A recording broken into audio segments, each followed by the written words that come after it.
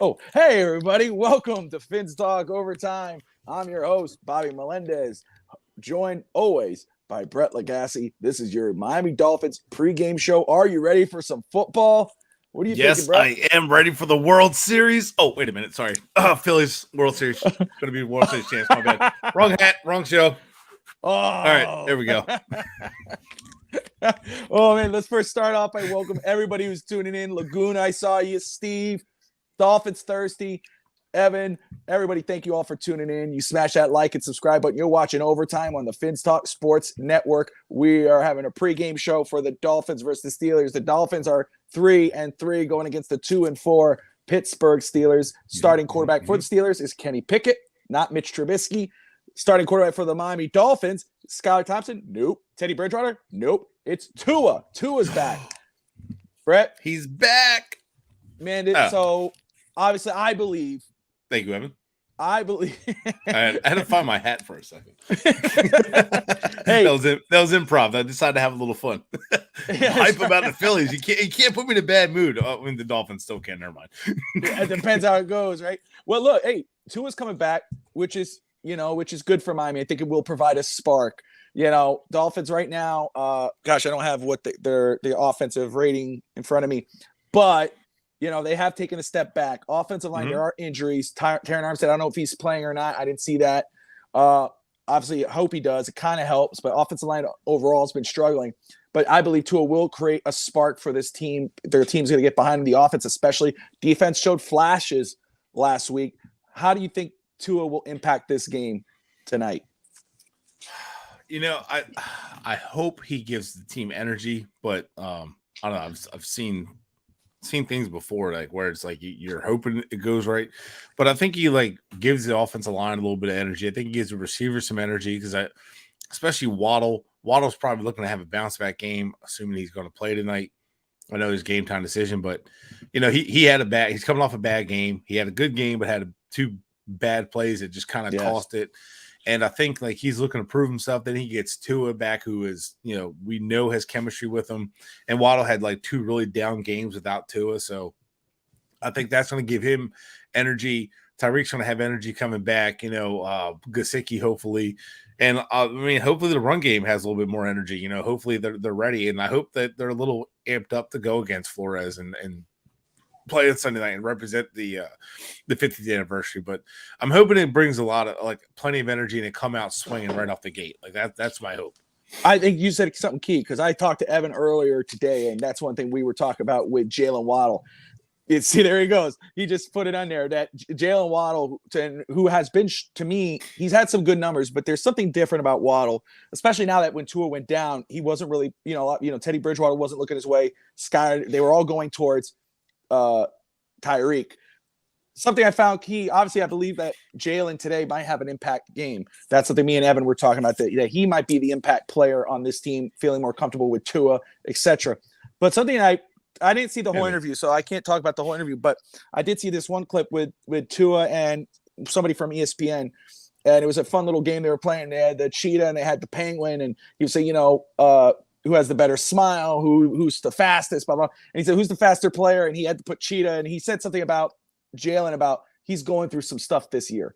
And I've kind of noticed that even though his numbers are still good, it's, he's having drop balls. He obviously had that bump, that, bobble interception, the big time fumble, even though he made up for it a little bit. I think he is going to have a good game today with Tua coming back. But you hit the nail on the head as well. I think, obviously, for the passing game to be successful, the Dolphins' running game needs to come back. They showed up a little bit the week before. Obviously, Raheem with over 100 yards. Last week, not so much. Comes and goes too much. Exactly. It's not consistent, and consistency is key. Well, that's the thing. That's the thing that we need to see. We need to see this offense run the ball. You just watch the Cowboys today just go at the Jets running the ball. I just watched some teams have success running the football, and I'm like, man, I'm jealous. I want to see that. I want our team to run the football, but and they have a good opportunity today. I mean, the Steelers are near the bottom of the NFL in run defense, so I'd like to see them do that. They give up 4.1 yards per carry. They've given up 721 rush yards. So, I mean, they're not great at all. But I would like to see Miami, run the football and have success running the football. So that's one thing you brought up, the Pittsburgh defense. Pittsburgh is rated, when I was looking at their total offense and defense, they're 29th total offense, 29th total defense. This should be, we've said it all year. Rob, Steve, Evan, yourself, me, that Miami has not played a completed game yet. No. They, I think offense, the only time really for offense was that Baltimore game when they had to come back and, they scored all those points. Usually it's been kind of like a defensive win here and there, even though defense has been struggling. We have not seen a total win, offense, defense, special teams. This might be the night they could get this done. Here's the reason why I'm a little concerned, though, with the Pittsburgh defense. Even though they're the 29th total offense, you kind of, when you got Tyreek and Jalen, your mouth kind of waters a little bit, and you're going, oh, this should be. Yeah. Here's the issue. Pittsburgh has 10 total takeaways, 8 interceptions, 2 forced fumbles. We have 4, 1 interception, 3 fumbles. So, and they have 12 sacks. And they got 12 sacks.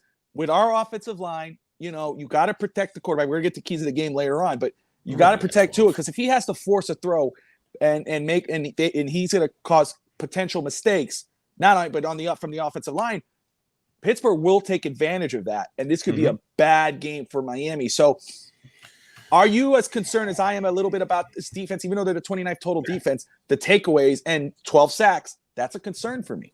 Yes, TJ Watt playing? I think he is. I think we talked about this last week. That changes everything. So, if he ends up playing, which I think is a game time decision, I know he's working out. He's working on. Look, I just pulled a tweet, spotted that pregame. So, I don't know. Could he come back from Phillies? What they're asking. Maybe he's not playing tonight. It doesn't matter. Cam Hayward. They have some good defensive players. Obviously, none of them are TJ Watt. Cam Hayward's going to be a problem inside, especially if he lines up against Eichenberg, which they've had him there a few times, even up against Hunt. I'm worried about that a lot. Highsmith has had success. If Armstead does not play, we're going to have a problem with Highsmith against Little. Shell was not bad at all. Hopefully, I'm kind of hoping Jackson can make his debut, but that would mean Little plays left tackle, and that bothers me too. So we'll see what happens there. Or maybe Jackson play left tackle. That might be better. I don't know. And just talking with somebody before, they really think that Eichenberg should be more of a tackle rather than a guard, and this person played in the league before as an offensive lineman. So I feel like Eichenberg being out of position has just been a problem for him. So I'm always concerned with this offensive line. And can they create havoc and issues? Without Armstead, it's definitely scary, honestly. And that's going to be the thing that holds us back. And I'm not saying Tua is going to hold us back. Notice I'm saying the offensive line can hold this. No, it's offensive line. That's going to be an impact. Absolutely, 100%. And on the flip side, you mentioned this could be Jalen Phillips' breakout game. I don't see it just because, he's going to be schemed to get home. He has yet to be schemed open. Ogball's not in. Ogball's probably going to miss this game.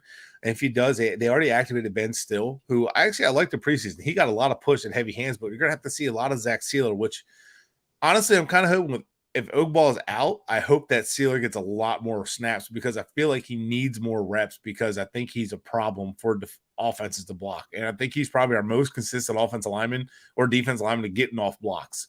So, but I'm worried about that. I'm worried about our pass rush. Our pass rush is not. Well, that's what I was going to talk about. So, we're talking about the defense a little bit in regard, or Pittsburgh's defense. Let's talk about their offense. They're starting a rookie quarterback. He threw a touchdown last week. They did beat Tampa Bay, but he's been prone to interception so far, which is fine. He's a rookie quarterback. Panthers beat Tampa Bay this week too, so I don't know what that says. Well, I don't even that's know. Fair. The parity in the NFL has been pretty crazy. It's like anybody can beat anybody legit. That's true. Evan brought that up earlier as well. But Miami, Xavier Howard, we know. I think Noah Benami showed flashes last week.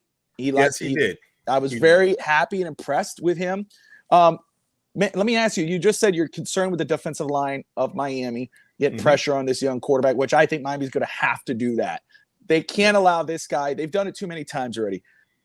Less experienced quarterbacks look like they're pro, 2-year pro quarterbacks playing the Dolphins defense sometimes. Miami needs to take advantage. Miami has too much talent in their defense to allow Kenny Pickett to have a good game against them. Yeah. So let me do a little prediction with you. Xavier Howard, Noah, is Kehu playing? Kehu? Kohu should be playing, I believe. Okay. So are we expecting interceptions? We just talked about only 4 turnovers for Miami. What do you think?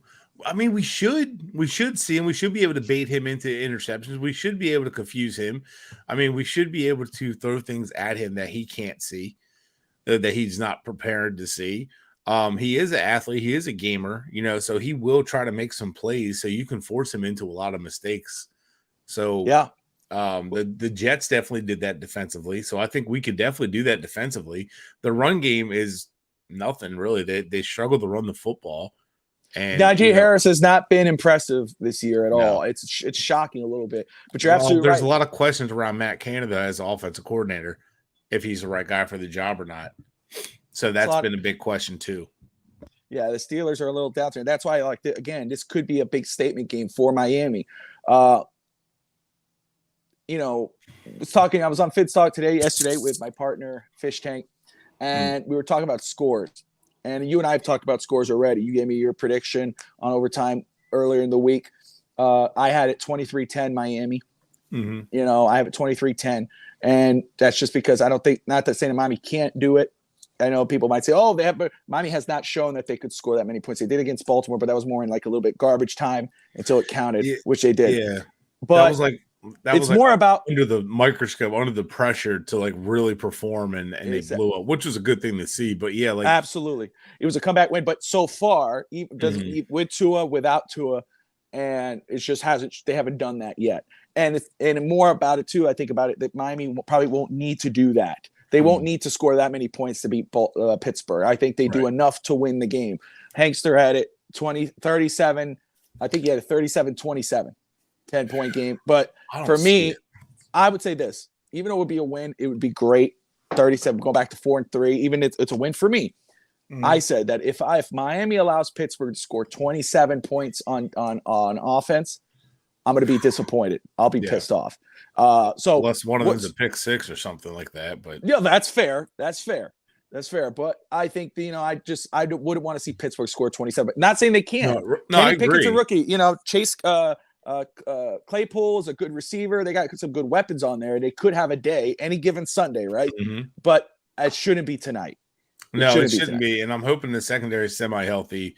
Hopefully Kohu's out there. Hopefully, we don't have any more injuries. I think Crossan is a game time decision, but he should play. They said they felt pretty good about him.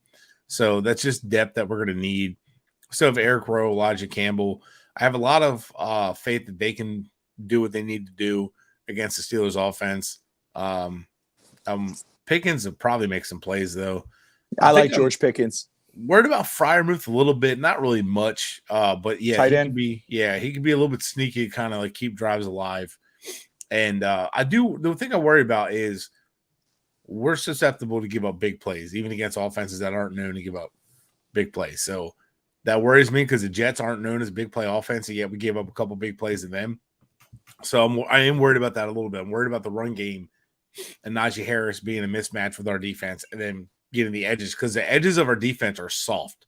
Nobody holds the line of scrimmage. No one plays discipline. Jalen Phillips, a lot of reason he's been playing inside more is because he doesn't hold the edge very well at all. Against the run, he doesn't stay home at all. He doesn't scrape. Melvin Ingram does. He doesn't. And I don't think they expected to play Melvin Ingram as much as they have. You know what I mean? Like, I think he was brought in to be a situational guy, but I think he became a full-time starter and get a lot of snaps because the guys that they had are just not doing what they wanted to do. Do me a favor, if you don't mind, pull up the inactives. Do we have the inactives list for tonight's game for Miami-Pittsburgh? Oh, hang on one second. I'll look it up. Yeah. I want to talk about that. I want to talk about what we think Miami might do on offense, what Pittsburgh may do, how they may attack. We're going to talk about keys to the game. You guys are watching Fins Talk Overtime, Dolphins pregame, Sunday night pregame show. Like and subscribe on the Fins Talk Sports Network. And, of course, more than likely tomorrow we'll have our postgame show. And if you've watched those before, you'll enjoy it. We're always high on emotion, even though it'll be 24 hours later. I know some people are not fans of that, but might be a little late tonight. We'll see. I don't think anything's out yet. I think Miami is they're always late on theirs. It's just I'm wondering about Terran Armstead. Even though Miami kind of struggled a little bit with him even in there. I know he's the captain of that line. It's good to have him there. It's just, it's going to be so huge because TJ Watt, Cam Jordan, those guys, that defense, that's even though they're 29th total defense, you do not want to be understaffed, underhanded with those guys on the field. I have not seen Dolphins Thirsty's coming in. He says I have not seen a list either, and he would. Let me talk about Dolphins Thirsty right now. He co-hosts Real Talk Fins Talk on the Fins Talk Sports Network, and he has an awesome website, dolphinsthirsty.com. Go follow him on Facebook. Go check out that website. He has a Dolphins trivia. It's a lot of fun. I'm so happy to have him part of the network. But yeah, he's letting us know there. So let's talk about Dolphins offense right now. Tua is coming back. Even with Tua, when Tua was in the game and when Tua stepped off the field, when he was injured, and hopefully he's going to be okay. We'll talk about that a little bit. The Dolphins still look like that McDaniel, even though he's a run game specialist, supposedly, it's a lot of passing. Mm-hmm. Do we expect that tonight? Do we expect? What do you think? Do you think they're going to mix it up? Do you think they're going to be just the same way passing the ball? I don't expect them to change. I don't expect them to change all of a sudden, change their game plan to do something different. I don't expect that at all. I expect them to kind of do the same thing they have been doing. But a lot of it has been like they get behind early. Then all of a sudden, I'm hoping this week's the first week that we don't get behind early since week 1. Okay, we were up 3-0 against the Vikings, but we get behind early. We shoot ourselves in the foot, and then we're stuck behind. Then we're throwing the ball all over the place. I'm like, why does our offense keep stalling? Well, because you keep getting Miami needs to come out. Yeah, Miami neast to come out fast in this game. Mm-hmm. They can't allow the Pittsburgh to get ahead. They need to make, again, it has to be a statement game. At least in my opinion, it's the time to do it. And the other thing is too, on the flip side of that, offensive line needs to play so much better. Well, they actually are going to lose a coin toss. Prediction time. No, it's not prediction because I have to look it up. If you don't actually there's a rule. If you don't send out enough captains and you have honorary captains, you pretty much are losing the coin toss. It's like in basketball, when I was doing a cover in college D3 basketball, there's this kid who was a senior and he was out for the year, and he was just a backup player, right? But everybody respected him, so he was the honorary tip-off. So he won the tip-off.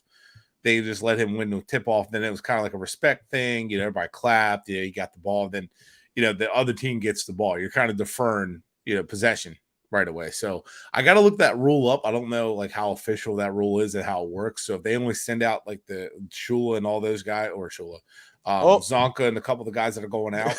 The ghost of Shula. Yeah. Well, Shula will be Halloween. In the house, buddy. It's Halloween season. Hey, look, if the run game's going and we're playing physical defense, all of a sudden we're this aggressive team. Know it. Shula's in the house, all right? That's how we'll know. But no, I think that's what it is. Okay. Well, I didn't know that. And Dolphins Thirsty saying the same thing, man. Thank you for we didn't know. So Evan says to I'll defer. Verify that. I don't know how much that is. Yeah, well, that's all they do is defer. I don't know why. I don't get it. I never liked that either. I always wish they would kind of mix that part of it up too. Certain situations I understand. If you expect the game to go a certain way, yeah, I totally get it. It's part of your game plan, but every week, come on. What do you think? Let's switch it here. So we're saying that Miami's not going to switch it up. It's probably, even though you would think that with McDaniel will be a run-heavy offense, really don't have a running back to rely on, even though Mozart ran for 100 yards. And obviously they've been kind of integrating it slowly but surely. It's still a pass-heavy offense. When Skyler was in there, which was, I got to give him props. Ooh. He looked really good until he got injured. Yeah, it's just stupid penalties over and over again. And I know I don't want to bring that stuff up, or that game, even though it's the week out. But I was very impressed with Skyler.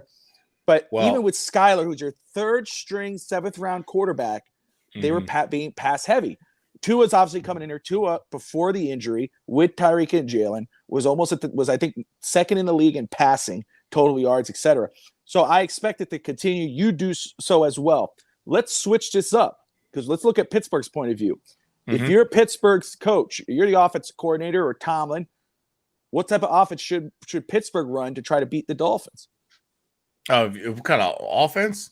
Yeah. Well, attack the middle. So I would screen and attack the hell out of the middle of the defense. Were there tight end? Tight end over the middle, running backs over the middle. I would spread them out. I would get everything. I would attack the middle of this defense, and I'd be outside zone runs. I would just attack the outside of this defense, and I would just force this defense to try to tip their hand. And the blitzes and all, I would neutralize it by, running right at them. replacing, having routes, knowing like I have hot routes on each side. You know what I mean? Like there's going to be outlets and everything. It just seems like that seems to be the MO for other offenses. And then create rub routes and mismatches on the opposite side of the X, which shouldn't be a problem because the inactive list that Miami Dolphins just released, Keon Cross and Nkader Kohu are both out. Myles Gaskin, Eric Uzukama again, so nothing out of our rookie receiver. Skylar Thompson, Emmanuel Ogbah. So we're down again. So Armstead looks like he's playing then. Yeah, so Armstead's playing. There you go. Good. Okay. But this whole cat and mouse game with Gaskin and Ahmed's stupid. So I don't know what the deal is with that. Like one's active 1 week, then inactive. I don't understand it. Whatever. But another position we need to upgrade. One of many. But that's how I would attack it. I would definitely go out to Noah Igbenogany on the outside at this point. I would attack Eric Rowe. I would create a lot of rub routes, a lot of issues over there to keep him having to be disciplined. So we got Fryer moved over the middle. I would heavy him and Najee Harris and those guys over the middle, just attacking those defenses or those linebackers. Let me run this very quick here. Look, guys, again, you're watching Overtime on the Fins Talk Sports Network. Like and subscribe. Fins up, of course. And, we're, I think, at 390 subscribers, which is awesome. So thank you as we continue. So let me tell you why you should. If we're almost at 500. Once we hit 500, I know we haven't talked about this in a while. And we'll get into our guest. I know our guest is here. Shawn Williams, friend of the channel, goes on Dig It on the Trenches, and he's here today. But if you like, and whether you're on Facebook, Twitter, or on YouTube, it's your first time watching, go to the YouTube channel, subscribe to the channel, and I'll tell you why. Once we get over 500 subscribers, we're doing a giveaway. And right there, you can either get a Jalen Waddle or a Javon Holland jersey. For the 500 subscribers, we'll do a random selection of the 500 guys. So do be fair. Smash that like and subscribe button. It's worth it. So let's go ahead and get back to this. All right. Like I said, we got Shawn Williams. Let's bring him in. Let's get his point of view. Let's go. Where is he? There he is. Booyah. I was about to say, where the hell is he? There he is.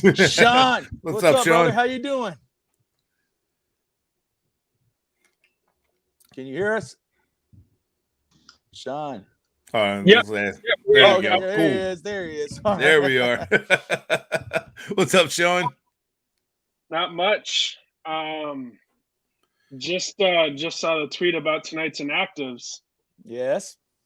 Yeah. What's your reaction? I'm waiting for this. Yeah, I don't know who's playing cornerback, but I really don't care. It's a Dolphins blowout. So I hope, man. God, I hope. I still don't. For some reason, I can't lock it. I can't. I got what was the score I said, Bobby? 23-17 or something like that. It was even uglier than that. I have it 23-10 Miami. That's how I have it. I just had a low scoring game. I don't know why. I just kind of see it that way. I see like a defensive battle, but I hope it's a blowout. I'd love to see a blowout because we haven't done that in a while. We haven't blown anybody out in a couple of years. So what was it, since 49ers and Rams, I think. So I'd love to see it. But the inactives, like Keon Cross and Nkader Kohu, that freaking depth of this corner sucks. And Shawn, you and I talked about that before. I don't know. They never went after anybody, at least signed somebody, another practice squad player brought up with actually, who did they bring up? I think Tino Ellis. Yeah, right now we have 3 active corners playing tonight with Howard, Iggy, and Tino Ellis. Jeez. Well, so I imagine we're gonna do this, and Lord help us if it doesn't work. But I know we called up Verone McKinley. I really don't expect him to really get on the field too much. I expect us to use Elijah Campbell up at the line of scrimmage. If worse comes to worse, since we lose at least one corner a game, Eric Rowe has years of experience playing it. Yeah. I know Holland can play up near the line, but if we do that, we have no deep safety. So I don't know how they can do that. Yeah, I'm with you there. I don't see how they could do that either. Eric Rowe, I don't know. I feel like they need to kind of play him a little back more to safety more than Brandon Jones, but I don't know. I would rather see Eric Rowe playing more safety and maybe Holland move down and that Rowe be the deep safety or something. But well, that's why it's important for Miami today. You just brought it up a little earlier, Brett, is that their D-line needs to add pressure. They got to pressure Kenny Pickett to force mistakes. You know, but can they do it? Help. No. Can they do it? You know, that's the problem. And I know, look, again, Shawn, we were just talking about it, brother. 29th total offense, 29th total defense. It's Pittsburgh. They got 10 takeaways on defense, 8 interceptions, 2 forced fumbles. To Miami's 1 interception, 3 forced fumbles. So I would love to see that switched up. You know, I would love to see Miami take advantage of the 29th total offense. But let me ask you this. I know you said it's a blowout. Do you feel confidence in this defense? Even though they showed flashes last week, they lost. They showed flashes of last year's second and half of the year Dolphins defense. Do you have confidence that they should be able to make a statement today against Pittsburgh? Yeah, look. So I think, you know, one of the good things we have on defense is we have a pretty deep defensive line. So I feel pretty comfortable with Sealer obviously getting even more extended run. We have Wilkins, who's, in my opinion, having an all-pro year. Mm-hmm. We have, you know, Jalen Phillips, who's playing better than what the stats show. Andrew Van Ginkel's healthy. Melvin Ingram's healthy. I doubt he would play unless, you know, we get an injury, but we activated Ben Stilley, and I really liked his summer. So, I mean, what did we – I mean, Agba hurts, but he's, in my opinion, replaceable by Zach Sealer, by Christian Wilkins, by Melvin Ingram. Like, Melvin Ingram can set the edge on the run game. I don't expect Najee Harris to, like, have some big game against us. I don't see that either. And I do like tonight to be Xavier Howard's first interception this season. I do think so. So this is what I think McDaniel's game plan is, right? I think he's going to build off the energy that I think is going to be in the stadium, is going to be with the team, with Tua back.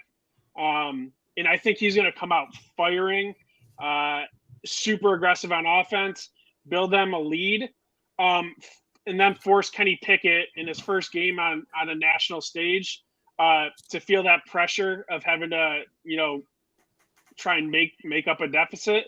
And that's where we might be able to get him into some mistakes.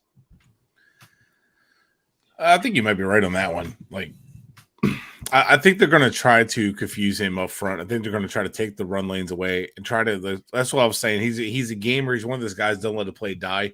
So I think he's going to just try to keep the play alive. I'm hoping it's more like how we had Justin Herbert and Jared Goff confused, which I think can be the case.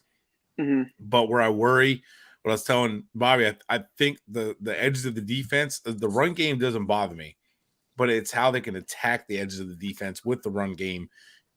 But I don't trust their offensive coordinator to be able to figure it out or consistently do it, because I know they've had some issues. Apparently, did you see that video? Chris Boswell said it's not because of you.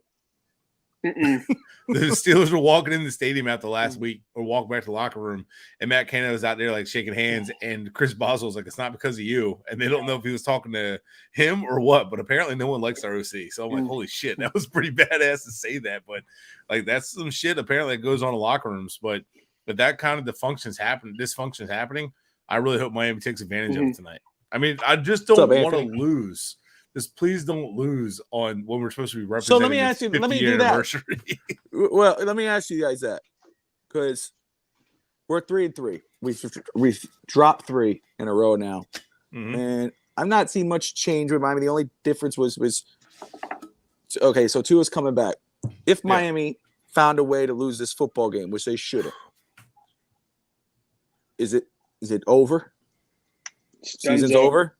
Dunzo.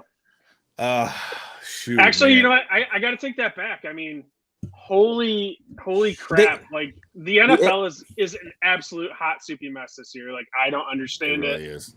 I don't get it. So Packers are 3-4. What the hell's going on here?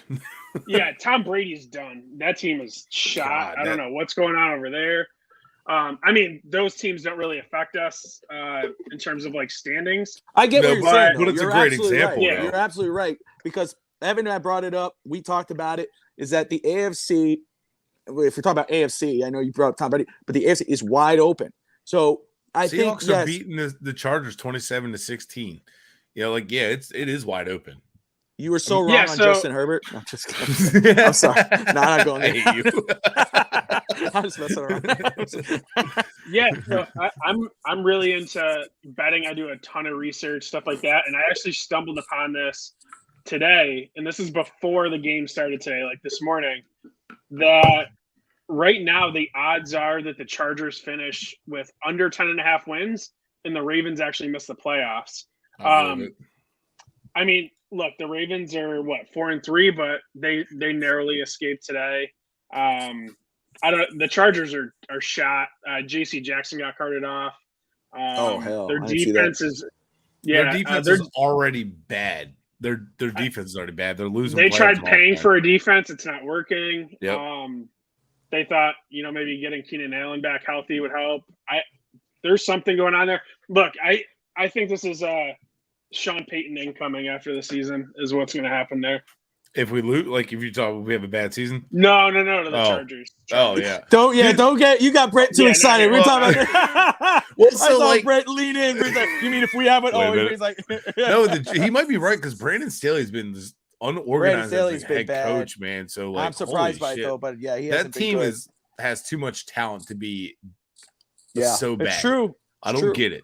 So there's a lot of talent in that team. I mean, look, at some point, and I don't want to get into a Chargers talk, but at some point, what is Justin Herbert?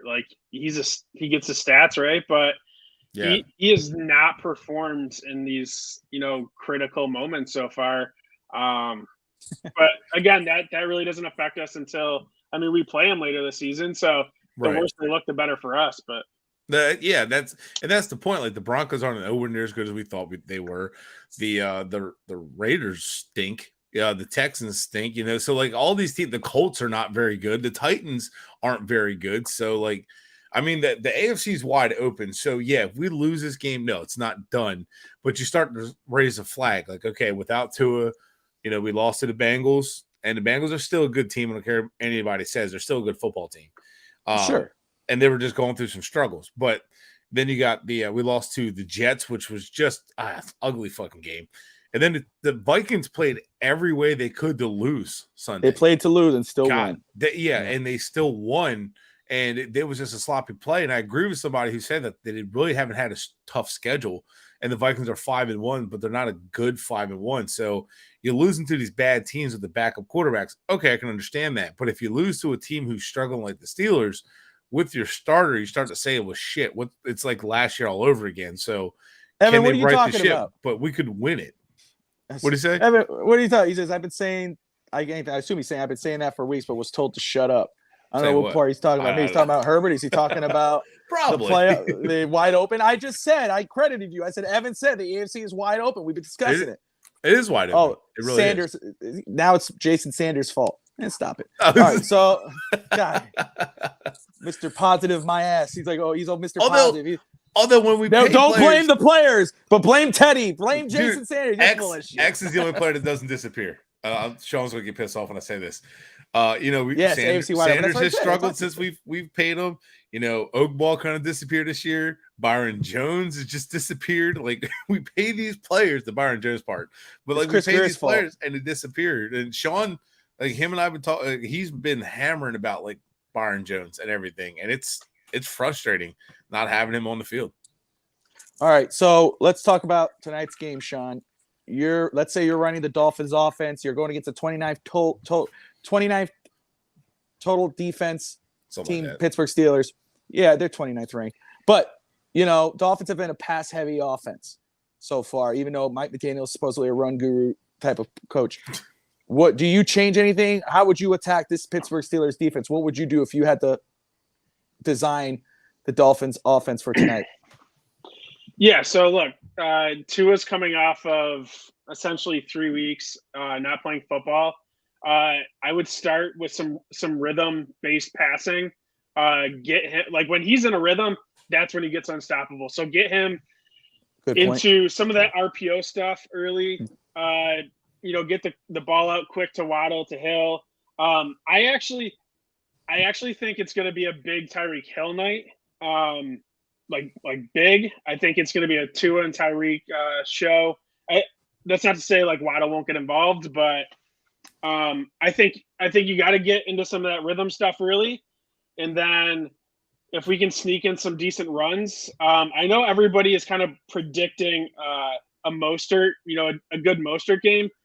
I feel like that's the one player I'm going to fade and say that it's going to end up being like a Chase Edmonds like random night. But, wow. Okay. Yeah. All right. Yeah. It's just it's going to be really hard to stop us tonight on offense. I really think that.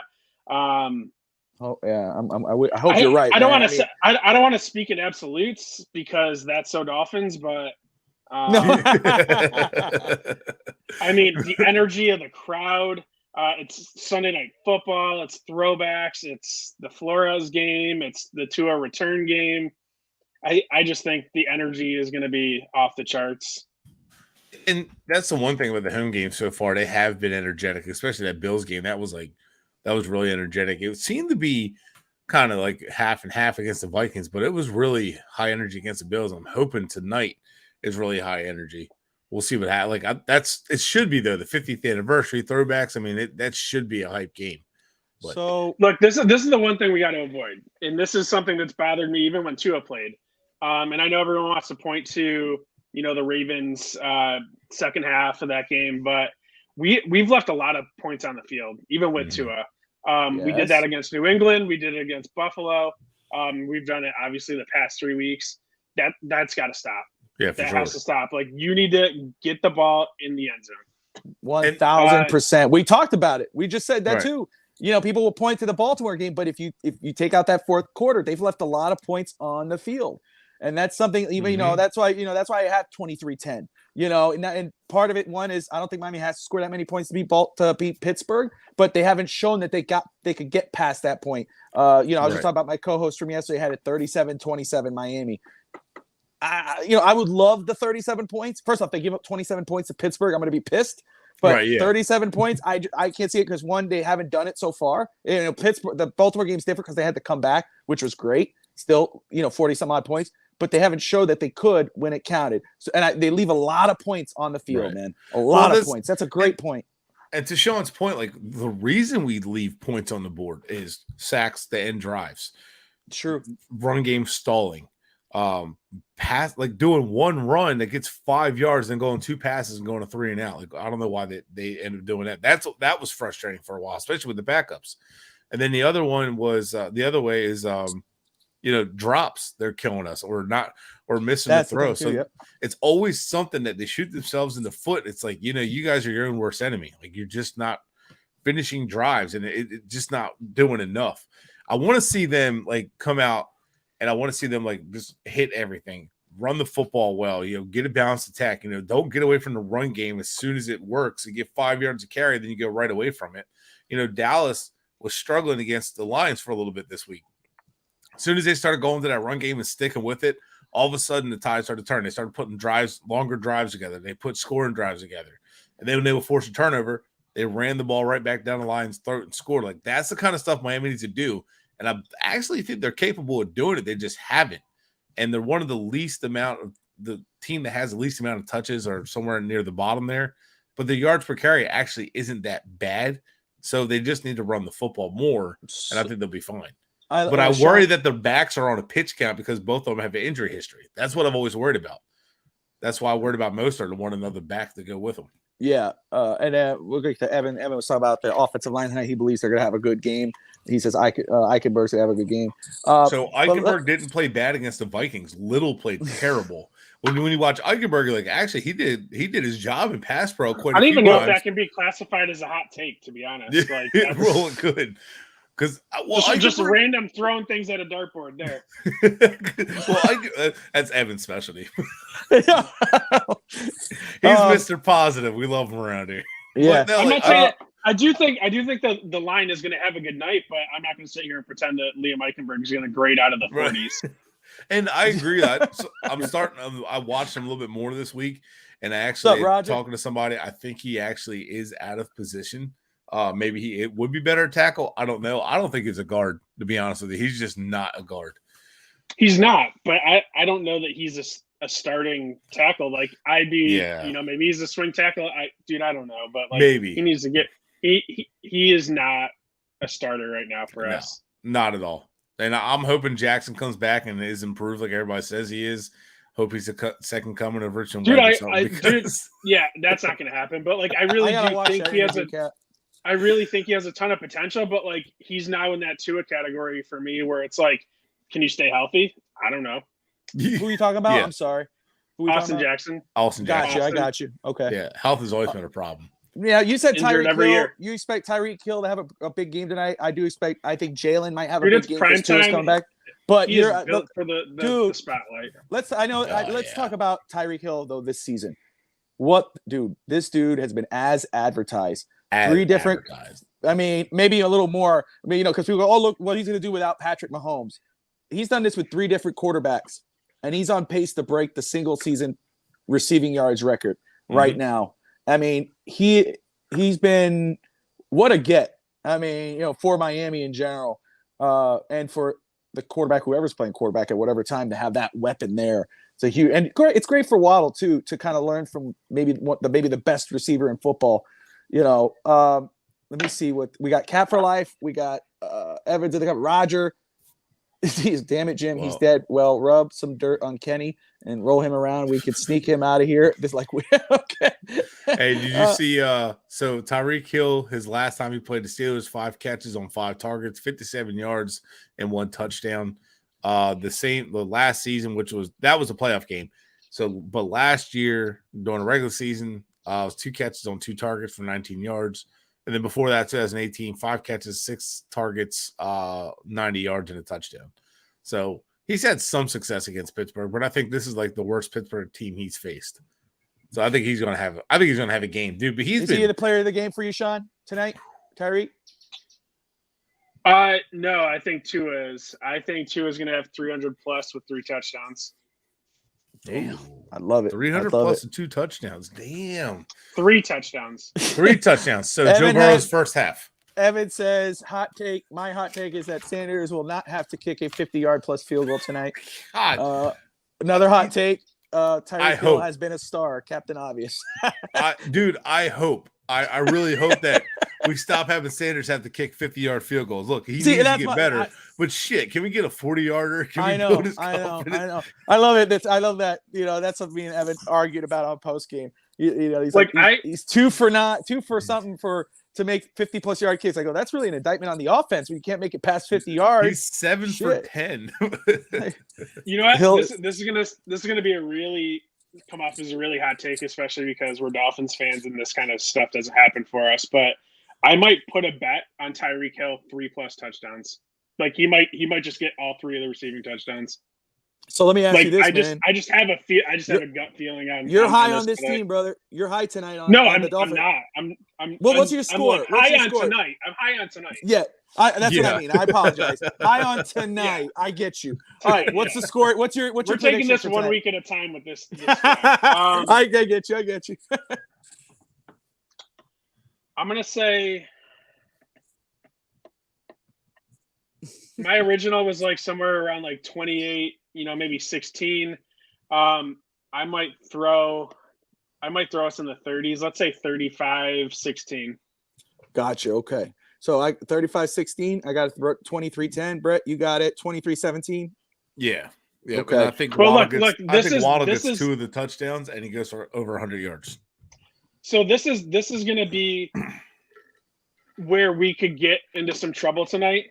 Like if we go out and we do, or if we leave some points on the field early, like let's say we settle for a couple field goals or whatever early, now you're giving the Steelers confidence, and that could give Kenny Pickett just enough confidence to make it a game, and that's where things like we can't have that. But if you go out right, and let's say 2 out of the first 3 drives, you're putting up 2 touchdowns, that's game to me. That's game's over.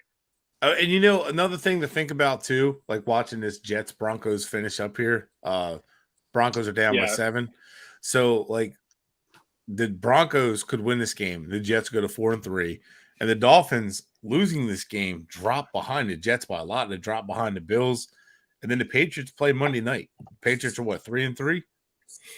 Yeah, So, easy game. It could go wrong very fast. That's right. So, yeah. if we lose this game, the Patriots are now ahead of us. You know, we have a tiebreaker with them for now. The Jets are ahead of us, but you get in a 3-way tie. If the Jets lose this game and New England goes to 4-3, we're 4-3. All of a sudden, now the tiebreakers start to come into play.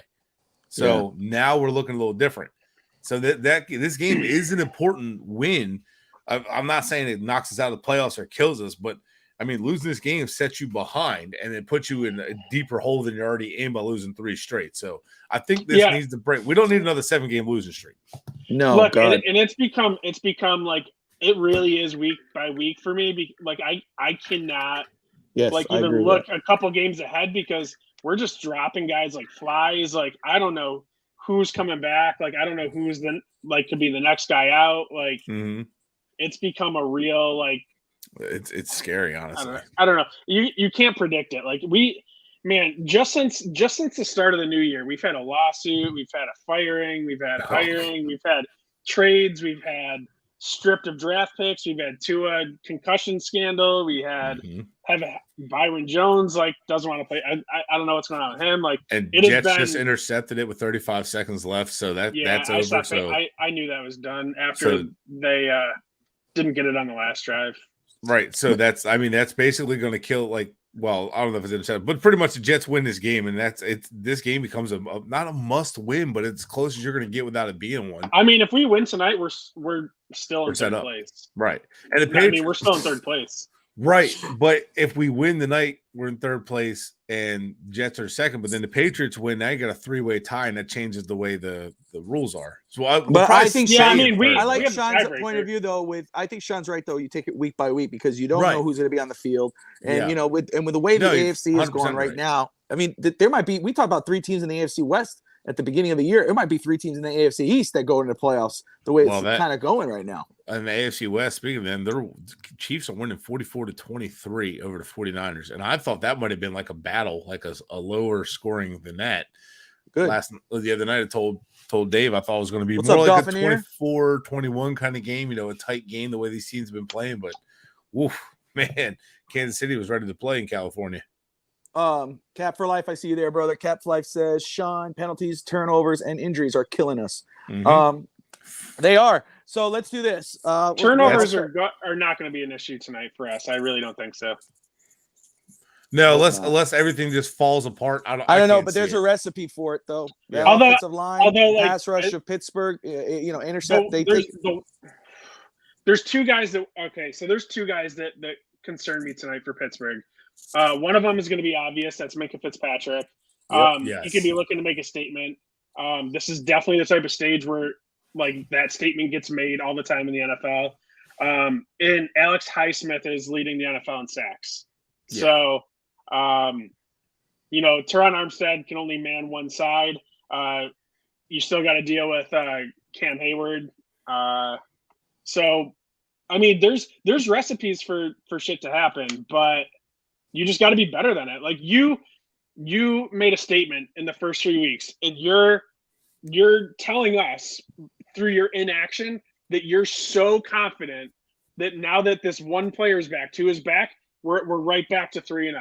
So that's what you're saying, because you're doing nothing to remedy these injuries. You're just saying, hey, we're talking good. Dolphins. You're saying about the Miami Dolphins, yeah. Yeah. So I mean, you just have to go out and be that tonight. Like that's what you're telling us you are. You have to go out and be it. I'm all for staying the course and not knee-jerk reaction, doing something stupid. But they didn't do anything, and you figured shit. And then Shell has played better right tackle than Little, but I mean that's not really hard to do. So I'm like, are they going to keep Shell at right tackle with Armstead back, because that might be a positive for us? Or is Jackson going to be back and playing today? He's not inactive, but I don't know if they activate him back from the IR. So no, and he has to be activated by the next game, or he's out for the year. So he just finished week 2 of his 21-day window, so he's going into his last week. And he has to be active. that he could have played last week, but that's what's weird about this team. They said he could have played last week, but he didn't have enough game reps. So I'm like, so McDaniel talked about it the other day in his press conference. He said that, they tried it, see how it worked, and they didn't like it. It wasn't where it needed to be. Obviously, high ankle sprains are going to be tougher on linemen carrying all that weight and stuff, but they literally have to make him active for the next game where he's out for the year. So yeah. All right, so let's do this. We're getting close to the hour, about 10 minutes away from the hour. Yep. Brett, we'll first start with you, and then Shawn, you follow up, sir. Your keys to a Miami Dolphins victory, brother. If you got 3. All right, so I'm going to come out the most vague. They're going to score more points than the Steelers, stop their offense, and move. No, establish a run game early, get after them early, set the edges, on offense, block the edges up, and attack them heavy with Mostert and Edmonds, like attack heavy on the ground. Set the pace early. On defense, get after Pickett. I had a brain fart. Get after Pickett. Confuse them right away. Blitz heavy against them. Don't be afraid of them. Don't be afraid of receivers. Get after them. And then defensively, I think isolate, or offensively, again on the throwing the ball, isolate your best weapons against the weaknesses in the secondary. They're going to put Minka on Hill, but they're also going to have to rotate Minka around, but find those mismatches, create those mismatches, set a lot of rubs and picks, get those mismatches out there, and get Gesicki involved, for the love of God. Get him involved against his defense, because I think he could be a problem for the Steelers defense. All right, Shawn, what do you got, brother? Yeah, so a lot of people always look at the X's and O's in these situations. I'm someone that looks a lot at the intangibles. That's why, and I hate to say it publicly, I said it privately, before the game happened, but I just knew that we were going to lose to the Jets. I knew that it was going to be a statement game. They were coming off a big win, whatever. The Dolphins have had an issue for as long as I can remember, where they get themselves in these moments, and the moment's too big for them. That can't happen tonight. I know Tua. He is looking to make a statement. He's got Brian Flores on the other side of the field. You can't let the moment be too big for you. You have to go out and show that you're not, pardon my language, and I mean this for the entire team. You got to stop being little bitches. Every time you guys get these moments, you have this incredible primetime game on Sunday Night Football. I don't even know the last time we played on Sunday Night Football. You have to show that you belong. You have to. Like, you beat the Bills, I get that. But you have the entire world watching tonight. You have to make that statement. You have to show that you are ready for all of it. And if you go out and you do that, you start fast, you have that energy, it could really, to me, set the tone for the rest of the season. Lord help us, Tua plays the rest of the year. Yeah. So all great points. All great points. Evan says key is to drink after this show. Okay. So 2017 was our last Sunday night game was 2017 against the Raiders. It's a great point, though, man. You can't allow this game to slip through your fingers. You need to this has to be a statement win for Miami. Big time. Yeah, I absolutely agree with that. It's a great point. My keys to the game, guys. It's first off, you've got to protect the quarterback. 3 weeks, 3 quarterbacks down for Miami. Tua, Teddy, Skylar, back to Teddy. Now Tua's back in. Got to protect him. Even with Armstead back in there, offensive line has struggled. Every time Tua gets hit, I'm going to have to get a little bit nervous, because either it's his ankle, his hip, his neck, his back, his crack, and his brain now. It's always something. It's scary for him. So they got to protect him. Give him time. Rattle Kenny Pickett. Force turnovers. You only have 4 turnovers, and that's only 1 interception, which was Holland. Xavier Howard needs to come up with an interception, and I'm going to say, I'm predicting Noah Igbo is going to get his first one tonight. And hey, you, dude, I didn't drink, but brother, come on, man. Is this going to be one of the games where Savon Ahmed is going to be our leading rusher, Durham Smith leading receiver, Noah Igbenogany lead? Yes. Miami. That's the other one. It usually happens against us because Pittsburgh is the 29th. Is the 29th total offense, 29th ranked total defense. Miami, for the first time this season, has to dominate in all 3 phases of the game. Mm-hmm. Offense, defense, special teams. There is no excuse. Get it done. Miami, my prediction again, 23-10, Dolphins win. Real quick. Yes, sir. A couple little final thoughts. I would love for tonight to be the one game that I'm like, you know what? I don't hate Jerome Baker. Even if we blow him out, I would love for a game where I'm just like, you know what? Even Jerome Baker showed up tonight. But I get what you're saying though. I laugh, but I totally get it. For guys that might bet or play fantasy, a couple of hot takes I have tonight. I think this is going to be a back-to-back game for Gesicki. I'm not saying 2 touchdowns, but I think he's going to be involved. It's a big, Flores game for him too, and it's National Tight End Day. I like Chase Edmonds. I think Mostert will be involved, but I think what will happen is you'll get that one play where Edmonds just breaks a 40-yarder, and then they build off that momentum with Edmonds. And get him back into that rhythm, because let's be honest, he's important. If Mostert plays 17 games, it's a miracle. They need to get Edmonds back involved. They need to get him, back on a streak. So I like Edmonds tonight. I like Gesicki, and bet the house on Tua, on Tyreek, and Dolphins to win. I just need Tua to get me 55 points to tie in fantasy. So Excuse that's all I me? need. Holy moly. And I will say this. Brett just shared this, so I want to say Bye weeks killed me this week. The Dolphins are 0-3 on Sunday Night Football since NBC took over. 2006 at Pittsburgh, 2010 at Miami with the Jets, and 2017 the Raiders at Miami. So the Dolphins are 0-3 against those 3 teams, 2 in Miami. So Brett shared that, guys. That wasn't on me. That was the negative of Brett. Brett was negative on that. Sorry, guys. I tried to stay positive. I only shared that because we're going to break that this year. We're going to break it. Okay. All right. Yeah, we're going to break it this year. We're going to win. Josh, thank you for tuning in. Josh says World Series, baby. Yes. I wonder what he's referring to. I think he missed my Phillies hat from the beginning of the show. That's right. I think he missed it. But I 100% believe they're going to win the World Series. 100%. Dude, it's the Cinderella story. They have to finish it out the right way. Got to finish the deal. Got to get it done. Get her done. All right. So, guys, we all have Miami winning, but we have our, don't sleep on Pittsburgh. We know that, take it a game at a time. Great point by Shawn. Shawn, thank you so much, brother, for coming in and joining us tonight. You're always welcome. You know that. Yeah. Everyone else who's tuned in, Josh, Evan, Cat for Life, Steve, Dolphinier, Laguna earlier, Roger with the random saying of the day, Anthony, everybody, thank you all for tuning in. Smash that like and subscribe. But remember, once we get over 500, it's a jersey giveaway. Javon Holland or Jalen Waddle, your choice. So thank you all for tuning in. As always, like and subscribe. And most importantly, fins up. Fins up. Fins up. And Jets up.